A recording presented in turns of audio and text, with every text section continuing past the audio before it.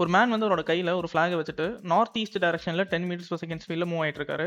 So அவர் move ஆயிட்டு இருக்க போது சடனா வந்து ஈஸ்ட் டைரக்ஷன்ல விண்டு 5√2 மீட்டர்ஸ் per செகண்ட்ல எனக்கு ப்ளோ ஆயிட்டு இருக்கு. அப்போ ஃபைனலா ஃபிளாக் இந்த வெலாசிட்டிஸ்லாம் ஆட் ஆனதுக்கு அப்புறம் எந்த டைரக்ஷன்ல ஃபைனலா அது ஃப்ளட்டர் ஆயிட்டு இருக்கும் அப்படின்னு கேட்குறாங்க. ஸோ இந்த கொஸ்டினை சால்வ் பண்ணுறதுக்கு ஃபர்ஸ்ட் ஆஃப் ஆல் ஃப்ளட்டர் அப்படின்ற கீவேர்டோட மீனிங் என்னன்னு தெரியணும். ஸோ ஃப்ளட்டர் அப்படின்றது ஒன்றுமே இல்லை, ஒரு சின்ன ரொம்ப லைட் வெயிட்டட் ஆப்ஜெக்ட் ஏர் மீடியத்தால ஃப்ளை ஆகிற அந்த மோஷனை ஃப்ளட்டர் அப்படின்னு சொல்லலாம். ரைட்டா? ஸோ இப்போ இந்த கொஸ்டினை சால்வ் பண்ணுறதுக்கு so let's apply some simple logics. So first of all அந்த சிம்பிள் லாஜிக் என்ன அப்படின்னா, இமேஜின் ஒரு பர்சனை ஒரு 10 மீட்டர்ஸ் per செகண்ட் ஸ்பீடில், ரைட்டா, ஸோ நார்த் ஈஸ்ட் டைரக்ஷனை ஃபர்காட் பண்ணுவோம், ஒரு 10 மீட்டர்ஸ் per செகண்ட் ஸ்பீடில் ஒரு ஹரிசாண்டல் டைரக்ஷனில் மூவ் ஆகிட்டு இருக்காரு. இப்போ அவரோட கையில் ஒரு ஃப்ளாக் நம்ம ஹோல்ட் பண்ண கொடுத்தோம் அப்படின்னா அந்த ஃப்ளாகோட அந்த கிளாத்து இல்லை அந்த மெட்டீரியல் வந்து பார்த்தா எக்ஸாக்ட் ஆப்போசிட் டைரக்ஷனில் எனக்கு அதே 10 மீட்டர்ஸ் per செகண்ட் ஸ்பீடில் எனக்கு ஃப்ளட்டர் ஆகும். ரைட்டா? ஸோ அப்போ இந்த லாஜிக் நம்ம அப்ளை பண்ணலாம். ஸோ நம்மளோட ஜாகிரபிக்கல் கோஆர்டினேட்ஸுக்கு நம்ம அப்ளை பண்ணுவோம்.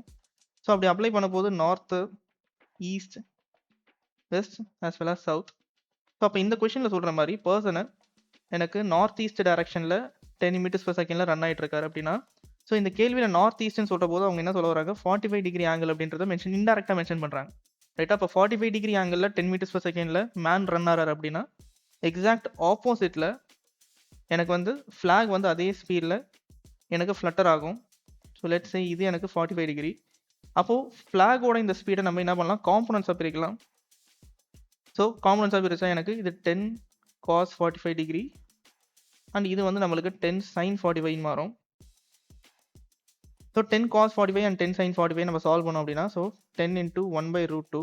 ஸோ இதை கொஞ்சம் ரேஷனலைஸ் பண்ணோம் அப்படின்னா ரூட் அண்ட் ரூட் மல்டிப்ளை பண்ணலாம். So answer becomes 10√2/2 which is 5√2 meters per second. So அப்போ எனக்கு ஹரிசாண்டலாகவும் சரி 5√2 meters per secondல, டவுன்வர்ட் டைரக்ஷன்லேயும் 5√2 meters per second ஸ்பீடில் எனக்கு வெலாசிட்டி ஃப்ளாகோட காம்பனன்ட்ஸ் ஆஃப் வெலாசிட்டி எனக்கு ஆக்ட் ஆகிட்டு இருக்கு.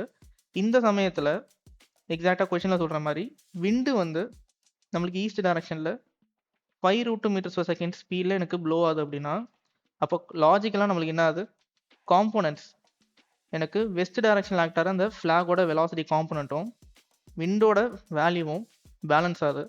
அப்போ ஃபைனல் ரிசல்டன்ட் மேக்னிடியூட் வந்து எனக்கு 5√2 meters per second தான் ஆக்ட் ஆகும். அப்போ இந்த லாஜிக்லேருந்து it is acting on the south direction.